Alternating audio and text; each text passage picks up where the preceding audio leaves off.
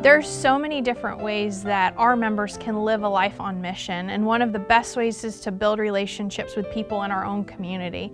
And today we have Gus Longo with us. Most of you have probably seen him here on campus, but what many of you probably don't know is the amount of ministries that Gus is involved with, both here at Calvary and in our community, helping meet the needs of the poor, the homeless, the oppressed, and the needy.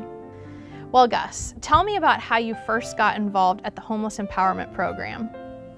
That was about 6 years ago. I volunteered for Calvary Cares.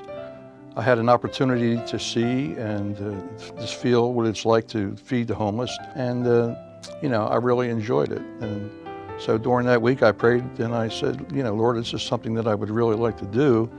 So I called the HEP office and said, do you need volunteers on a daily or regular basis? And they said yes. I told my wife about it. She was all excited, so she came and helped me, and she was pretty healthy at the time.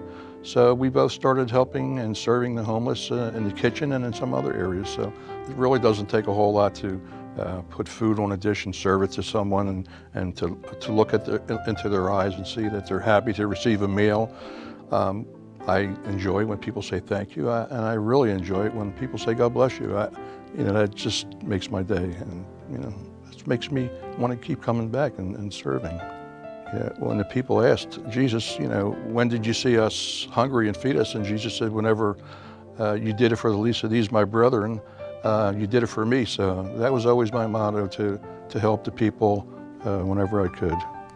Tell me about your experience reading with students at Eisenhower.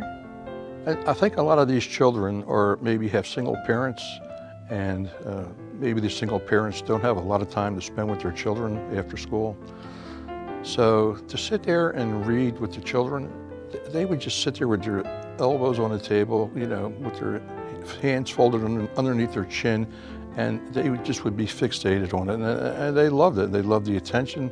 They loved to hear the story, and also it helps them learn how to read, so it's fun and rewarding. There are many beautiful students at that school, and I'm glad that you're one of the many volunteers from Calvary ministering at that school. Through volunteers like you, we've built a great relationship with Eisenhower, and so we're excited to see that go forward and impact that school with the gospel. So it's very exciting. I really feel like you have an awesome opportunity to be a light for Christ in people's lives. So how would you encourage others who kind of want to take that step and maybe get involved? I would say take the first step and volunteer for something, do something, and you'll see the reward that you get from it. And it makes you happy, it pleases the Lord, brings glory to the Lord, and you're going to want to find time in the future to try to help other people. So it doesn't take much time. It doesn't take a whole lot of effort. It just depends on what you want to do, and just go out and do it. Gus, there's literally thousands of homeless individuals, families and children living in Pinellas County right now. And I can honestly say that it's a privilege to sit with you, somebody who is living a life on mission, living with intentionality to help meet those needs and be a light for Christ in our community. So I want to thank you for taking the time to sit with us today, and thank you for shining your light and being the hands and feet of Christ in the Tampa Bay area. I can only imagine the eternal impact that you've had by the volunteer work that you do. So thank you. I hope it does, and I hope it brings glory to the Lord, and I'm very happy to be here.